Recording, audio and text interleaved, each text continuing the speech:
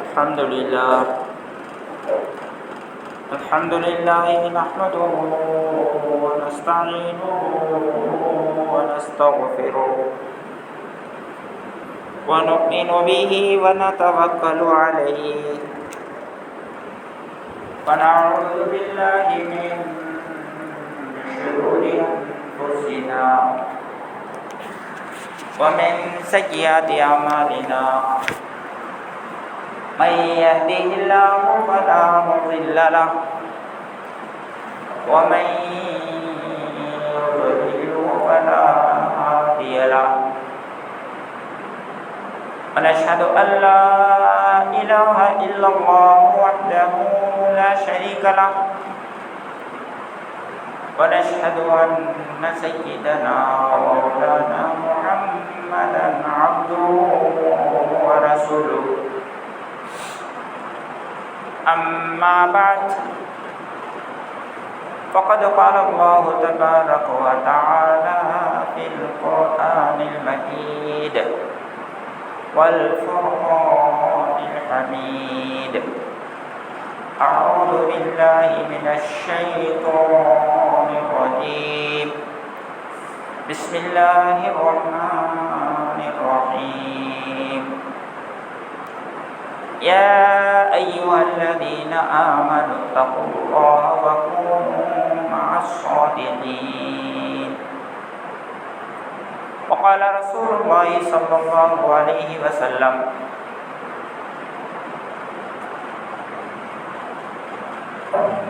المرء على دين خليله فلينظر أحدكم من يخالل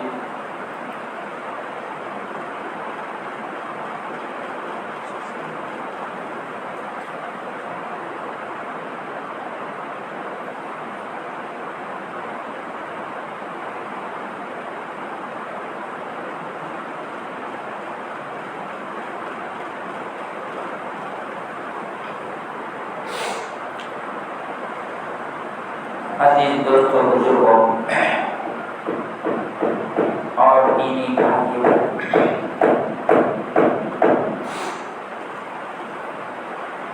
اللہ تبارک و تعالی قرآن پاک میں ایمان والوں کو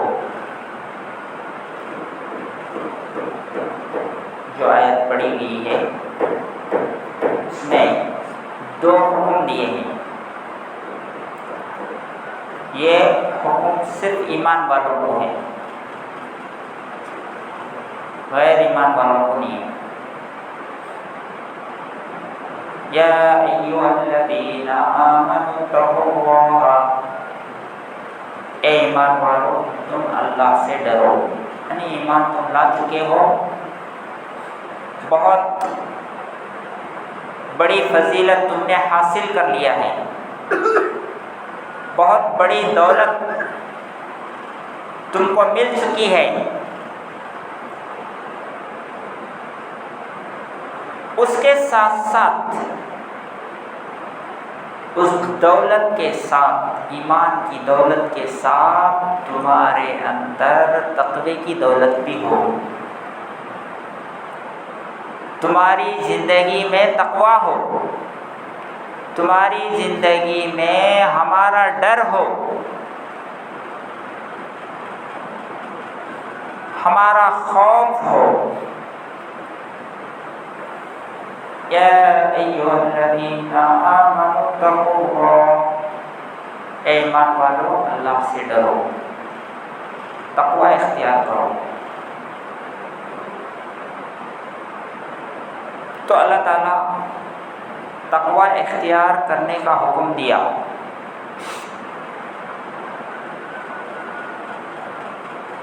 اس کے ساتھ ساتھ تقویٰ کیسے اختیار کرنا ہے پروسیس بھی بتایا۔ تقویٰ کیسے تم اپنی زندگی میں لا سکتے،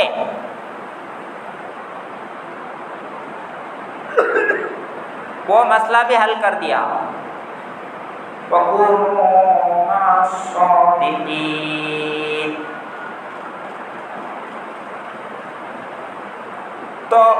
تقوی تمہارے اندر جو آئے گی تو وہ کیسے آئے گی؟ سچوں کے ساتھ اگر تم رہو گے، اچھوں کے ساتھ رہو گے، اچھوں کی صحبت میں رہو گے، سچے لوگوں کی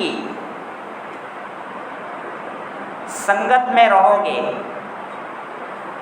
سچے لوگوں کے ساتھ اٹھنا بیٹھنا، ان کے ساتھ کھانا پینا، ان کے ساتھ رہنا شروع کر دو، تو تمہارے اندر اللہ تعالیٰ یہ دولت، تقوی کی دولت، اللہ کا ڈر اور اللہ کا خوف تمہارے اندر منتقل کر دیں گے ان لوگوں کے ساتھ، سچوں کے ساتھ رہنے کی برکت سے۔ اب یہ آدمی بول نہیں سکتا کہ جو ہے میں تقوی اختیار کرنا چاہ رہا ہوں، صحیح راستے پر چلنا چاہ رہا ہوں، لیکن شیطان مجھے بھٹکا رہا ہے، ماحول ساتھ نہیں دے رہا ہے، نفس جو ہے نہیں مان رہا ہے، نفس چلنے نہیں دے رہا ہے، شیطان جو ہے بھٹکا رہا ہے، ماحول صحیح نہیں ہے، میں نیک بننا چاہ رہا ہوں، تقوی والا بننا چاہ رہا ہوں، تقوی کی زندگی گزارنا چاہ رہا ہوں، لیکن یہ رکاوٹیں ہیں، یہ عذر جو ہے آدمی پیش کر کے اپنی دامن چھڑا لیتا ہے اور تقوی کی دولت سے محروم ہو جاتا ہے۔ تو اللہ تعالیٰ فرماتے ہیں کہ یہ کوئی عذر نہیں ہے تمہارا، میں جو بول رہا ہوں کہ سچوں کے ساتھ رہو گے تو یہ عذر خود بخود ختم ہو جائیں گے، ان کے ساتھ رہنے کی برکت سے، ان کے ساتھ اٹھنے بیٹھنے کی برکت سے، ان کے ساتھ چلنے پھرنے کی برکت سے اللہ تعالیٰ تم کو بھی سچا بنا دے گا، تم کو بھی اپنی خشیت عطا فرمائیں گے۔ تو اللہ کی طرف سے یہ حکم ہے ایمان والوں کو کہ اللہ سے ڈرو اور سچوں کے ساتھ رہو، اچھے لوگوں کے ساتھ رہو۔ تو یہ کیوں اللہ تعالیٰ نے کہا؟ اس لیے کہ انسانوں کے اندر اچھے بھی ہیں، برے بھی ہیں۔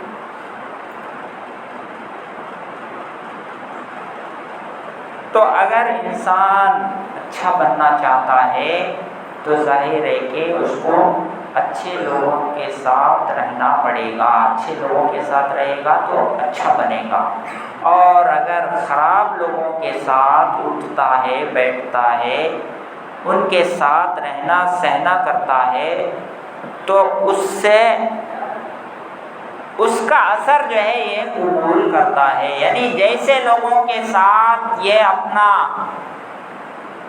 ریلیشن شپ رکھتا ہے، ویسے ہی اس کے ان لوگوں کے اثرات اس کے زندگی کے اندر آتے جائیں گے۔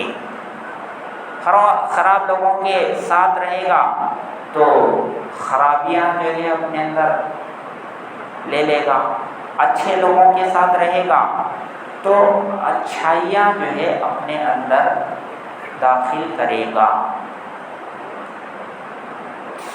اسی لیے کہا کہ وَكُونُوا مَعَ الصَّادِقِينَ، سچوں کے ساتھ رہو، سچوں کے ساتھ رہو گے، نمازیوں کے ساتھ رہو گے، نیکیاں کرنے والوں کے ساتھ رہو گے، تلاوت کرنے والوں کے ساتھ رہو گے، ذکر کرنے والوں کے ساتھ رہو گے، تو اللہ تعالیٰ تمہارے اندر بھی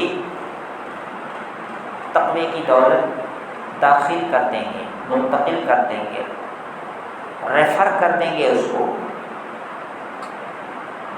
ٹرانسفر کر دیں گے۔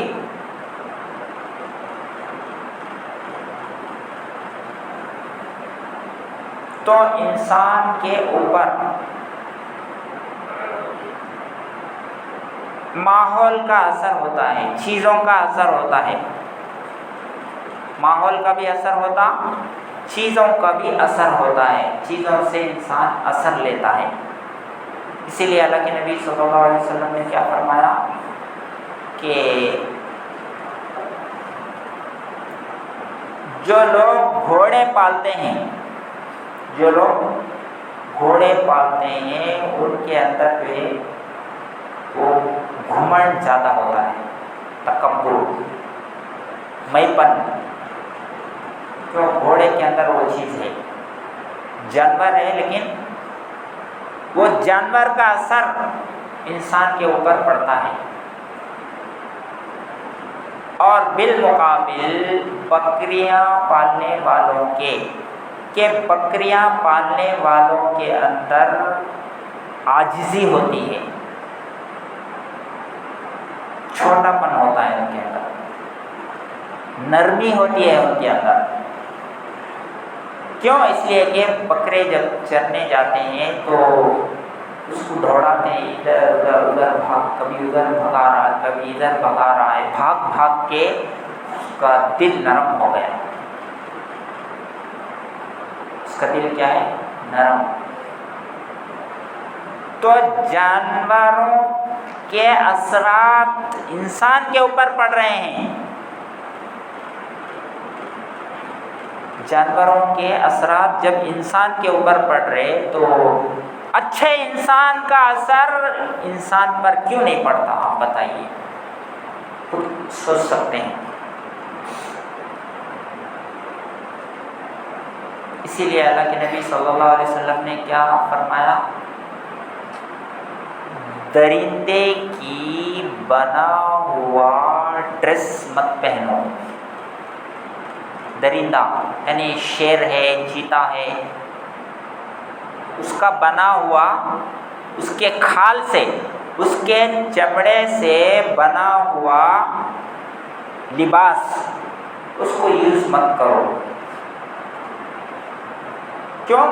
اس لیے کہ اس کو یوز کرے گا تو یہ درندگی کی صفت، پھاڑ کھانے کی صفت، دوسرے کو نقصان پہنچانے کی صفت جو شیر میں ہے، چیتے میں ہے، یہ درندوں کے اندر ہے۔ اگر اس سے بنا ہوا، اس کے کھال سے بنا ہوا ڈریس یا پھر جو ہے اس کا کھال لا کر کے بچھا کے اس کے اوپر بیٹھتا ہے تو وہ درندگی کی صفت اس کے اندر آتی، اس کے اندر ٹرانسفر ہوتے اس کے اثرات۔ اسی لیے اللہ کے نبی جو ہے درندوں کے کھال کو یوز کرنے سے منع کیا ہے، اس کو بچھا کے مت بیٹھو، شیر کا چمڑا لا کے اس کے اوپر مت بیٹھو، وہ جانور کے صفت تمہارے اندر آئیں گے، درندوں والی صفات تمہارے اندر آئیں گے۔ اور اللہ کے نبی صلی اللہ علیہ وسلم نے ریشم استعمال کرنے سے منع کیا، ریشم مردوں کے لیے حرام ہے۔ کیوں؟ اس لیے کہ ریشم کے اندر نزاکت ہے، نرم پن ہے، لچک لچک ہے اس کے اندر، اور یہ عورتوں کی صفت ہے، لچک، نزاکت، یہ جو ہے عورتوں کی صفت ہے۔ تو ریشم پہننے سے اللہ کے نبی اس لیے منع کیا، کہیں جو ہے مرد اس کے اندر عورتوں کی صفات نہ آئے، عورتوں جیسی عادتیں نہ آئے اس کے اندر، لچک پن، ایسی چیزیں اس کے اندر نہ آئے۔ مرد مرد ہے، اللہ نے مرد کو الگ کام کے لیے پیدا کیا ہے، اس کے جذبات الگ ہے، اس کی طاقت الگ ہے، اور الگ کام کے لیے پیدا کیا ہے۔ تو ریشم یوز کرنے سے اللہ کے نبی منع کیے۔ کیوں؟ یہ اس کے اثرات ہمارے اندر نہ آئے۔ تو صحبت کا اثر انسان کے اوپر ہوتا ہے۔ یہ تو جانوروں کے بارے میں بتایا گیا کہ جو ہے یہاں تک کہ اللہ کے نبی صلی اللہ علیہ وسلم نے گھوڑے اور اونٹ بننے کی جو جگہ ہوتی ہے، گھوڑے اور اونٹ بننے کی جو جگہ ہے وہاں پر نماز مت پڑھو بولے، وہاں پر کیا ہے، نماز مت پڑھو. اور بکرے بننے کی جہاں جگہ ہوتی ہے وہاں نماز پڑھ سکتے، وہاں پڑھو بولے. کیوں؟ اس لیے کہ وہ گھوڑے اور اونٹ کے اندر اس کے پالنے والوں کے اندر تکبر ہوتا ہے، بڑائی ہوتی ہے، میں پن ہوتا ہے، غرور ہوتا ہے، گھمنڈ ہوتا ہے. لیکن بکریوں کے اندر یہ چیز نہیں، عاجزی ہوتی ہے، چھوٹا پن، نرمی. اور چونکہ نماز ایسی عبادت ہے جس میں عاجزی چاہیے، جس کے اندر چھوٹا پن، نرمی، عاجزی، تو اسی لیے اللہ کے نبی صلی اللہ علیہ وسلم نے بکروں کے مندے کے پاس نماز پڑھنے کا حکم دیا، لیکن گھوڑوں کے پاس منع کیا. کیوں؟ وہ اس کے اثرات تھے، جانوروں کے اپنے اثرات ہیں. تو جانوروں کے اثرات انسان قبول کرتا ہے، اور جانوروں کے اوپر بھی انسانوں کے اثرات ہوتے ہیں. جو جنگلی جانور ہوتے ہیں ان کو دیکھو، وہ الگ ہوتے ہیں، ان کا چمڑا ایک دم سخت ہوتا ہے. جنگلی جانور جو انسان پالتا ہے اس کا اثر الگ ہوتا ہے، ان کا چمڑا نرم ہوتا ہے.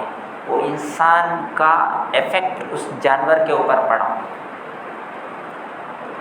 وہ انسان سے گھبراتے نہیں ہیں. لیکن جنگلی جانور وہ ایک دم انسان دیکھتے ہی دوڑنا شروع کر دیتے ہیں. وہ کیا ہے، اس کے اوپر انسان کا اثر نہیں پڑا، اس لیے جو ہے وہ انسان سے وحشت کرنے لگتے ہیں. تو جانور کا اثر انسان لیتا ہے، انسان کا اثر جانور بھی لیتے ہیں. یہ صحبت کا اثر ہوتا، صحبت کا اثر ضرور ہوتا ہے، ماحول کا اثر ضرور ہوتا ہے. ماحول اپنے اندر اثر رکھتا ہے. 10 آدمی کا تو جا رہے ہیں، 9 آدمی کے سر پر ٹوپی ہے، ایک آدمی کے سر پہ ٹوپی نہیں ہے. کیا کرتا ہو؟ ارے سچے نے ٹوپی لگایا، میں نے ایک نہیں لگایا، کیا سمجھتے آدمی؟ نکال کو، اس سے تو منگ لے کو، تو نہیں تو دستی وستی بن لے کو. تو ٹوپی جو ہے، ٹوپی والا کیوں اس کے اوپر اثر ہو؟ 9 لوگوں کے ٹوپی کا اثر اس کے اوپر ہو گیا. وہ 10 آدمی کا تو گھومنے جا رہے ہیں، 9 آدمی کے پاس ٹوپی نہیں ہے، ایک آدمی کے پاس ٹوپی ہے. انہیں کیا کرتا؟ نکال کو ہاتھوں جیب میں ڈال لیتا. 9 لوگ نہیں رکھے، میں کہیں رکھنا، میں ایک جنے رکھے تو کیا سمجھتے کہ آدمی کیا ہوا؟ وہ ماحول کا اثر ہو گیا اس کے اوپر، وہ 9 لوگوں کا اثر ہو گیا. تو انسان کے اوپر ماحول، کلچر کا، جانوروں کا اثر ایفیکٹ ہوتا ہے اس کا. اس لیے اللہ کے نبی صلی اللہ علیہ وسلم جو ہے مکے سے مدینہ ہجرت کر کے گئے، خود اکیلے نہیں گئے بلکہ پورے صحابہ کو اپنے ساتھ لے کے گئے، اور ہجرت کرنا فرض کر دیا گیا. کیوں؟ اس لیے کہ وہ جو مکے کا ماحول ہے، کفر کا ماحول ہے، شرک کا ماحول ہے، نفاق کا ماحول ہے، اسلام کا ماحول وہاں چلنا چاہ رہے ہیں، نہیں ہو رہا ہے. وہ ماحول جو ہے ان کو چلنے نہیں دے رہا ہے. اس لیے اللہ کے نبی صلی اللہ علیہ وسلم مدینہ جو ہے ہجرت کر کے گئے، تاکہ جو ہے ہمارا کلچر ہم فالو ہو سکے. غیروں کا کلچر ان کو اپنانا نہیں ہے. اسلامک کلچر اپنا خود ایک کلچر ہے، ہمارا اپنا لباس ہے، ہمارا اپنا کھانا پینے کا طریقہ ہے، سونے کا طریقہ ہے، نکاح کا طریقہ ہے، عبادت کا طریقہ ہے، بات چیت کا طریقہ ہے، ماں باپ کے ساتھ کیسے سلوک کرنا ہے، بچوں کی کیسے تربیت کرنا ہے، ہمارا ایک مکمل سسٹم ہے۔ کوئی گزر گیا تو کیسے اس کو نہلانا، کپڑے کیسے پہنانا، گڑھا کیسے کھودنا، کیسے دفنانا، پورا ایک سسٹم ہے ہمارے پاس، کسی مذہب میں نہیں ہے۔ تو اللہ کے نبی صلی اللہ علیہ وسلم پورے صحابہ کو لے کے مدینہ گئے، کیوں؟ کیونکہ وہاں پر اسلام پر عمل کرنا آسان ہو جائے، ہمارا کلچر فالو کرنا آسان ہو جائے، ماحول بنائے وہاں جا کر جو ہے اسلام کا ماحول بنائے، اسلام کا کلچر جو ہے وہاں پر اس کی بنیاد ڈالے۔ اللہ کے نبی صلی اللہ علیہ وسلم مکے میں رہتے ہوئے وہ آپشن نہیں تھا، عمل کرنے نہیں دے رہے لوگ، تو یہ ماحول بنانے کے لیے اللہ کے نبی صلی اللہ علیہ وسلم ہجرت کیے۔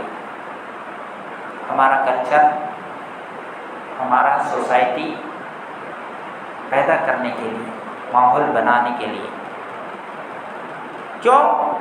اچھا ماحول ہی میں آدمی اچھا رہتا ہے، خراب ماحول میں رہے گا تو انسان خراب ہو جاتا ہے۔ یہاں تک کہ کسی کہنے والے نے کہا ہے کہ لوگ، یعنی ایک تو جانوروں کا اثر انسان کے اوپر ہوتا ہے، اونٹ اور گھوڑے، بکریاں، یہاں تک کہ بے جان چیزوں کا بھی انسان کے اوپر اثر ہوتا، بول رہے ہیں بے جان، جن چیزوں میں جان نہیں ہے وہ بے جان چیزوں کا بھی اثر انسان کے اوپر ہو رہا ہے۔ وہ کیسے؟ پہلے زمانے میں انسان مٹی کے برتن میں کھانا کھاتے تھے، مٹی کے برتن میں پکاتے تھے اور چولہے پہ بناتے تھے، آگ پہ بناتے تھے، تو اس کا اثر یہ تھا کہ لوگوں کے اندر عاجزی تھی، نرمی تھی لوگوں کے اندر، لوگ سیدھے سادے ہوتے تھے، جو مٹی کے بنے ہوئے برتن میں، مٹی کے بنے ہوئے ہنڈیے میں پکنے کی وجہ سے، اس سے کھانے کی وجہ سے لوگوں کے اوپر اس کا اثر تھا کہ لوگ نرم مزاج ہوتے تھے، لوگ سیدھے سادے ہوتے تھے۔ لیکن وہ زمانہ ختم ہو گیا، اسٹیل کا آیا، تو لوگوں کا اس کے اوپر اثر کیا ہوا کہ لوگوں کے دل سخت ہو گئے، نرم نہیں اب۔ لوہے کے اسٹیل کے برتنوں میں کھانے کا ایفیکٹ انسان کے اوپر یہ ہوا کہ لوگوں کے دل سخت ہو گئے، ہو نہیں گیا۔ کانچ کے جو ہے برتن آئے، گلاس کے پلیٹس، گلاس کے یعنی گلاس آئٹم، تو اس میں کھانے کا اثر انسان پر یہ ہوا کہ انسان نازک ہو گیا، نازک مزاج، یعنی وہ برتن میں کھانے کا اثر اس کے اوپر پڑ گیا، انسان جو ہے بہت نازک، زیادہ نزاکت دکھاتا، چھوٹی چھوٹی باتوں میں لڑائی کرنا، چھوٹی چھوٹی باتوں میں رس جانا، چھوٹی چھوٹی باتوں کو سیریس لینا، اسے ہائی لائٹ کرنا، اسے بڑا کرنا، نازک نزاکت۔ یہ کس کا اثر ہے؟ گلاس کے پلیٹ یوز کرنے کا اثر ہے. اس کے اندر کیوں اس کا وہ بنا ہے ویسا, اس کے اندر وہ صفت ہے نزاکت. گلاس ذرا آپ یہ کر دیں گے ٹوٹ جائے گا. ایسے ہی مزاج کے ہمارا یعنی اس بے جان پلیٹ کا اس میں کھانے کی وجہ سے ہمارے اوپر بھی اس کا افیکٹ ہو رہا ہے. ہم بھی جو ہے نا ایسے نازک مزاج بن گئے, چھوٹی چھوٹی باتوں میں رجھ جانا, لڑائیاں کر لینا, دل توڑ لینا, اور نازک مزاج. اور اس کے بعد کیا ہوا؟ ڈسپیبل, یہ جو یوز اینڈ تھرو, ویسے پلیٹوں میں کھا رہے ہیں. اب کیا ہے؟ یوز کرو پھینک ڈالو. تو وہ اس میں کھانے کا اثر ہمارے اوپر یہ پڑ گیا کہ ہم بھی جو ہے اپنے رشتوں کو یوز کر لیتے پھر چھوڑ ڈالتے. آدمیوں کا مزاج ایسا بن گیا, ایک آدمی سے فائدہ اٹھا لو, اس کو یوز کر لو, ابھی اس سے رشتہ توڑ لو, اس سے دور ہو جاؤ.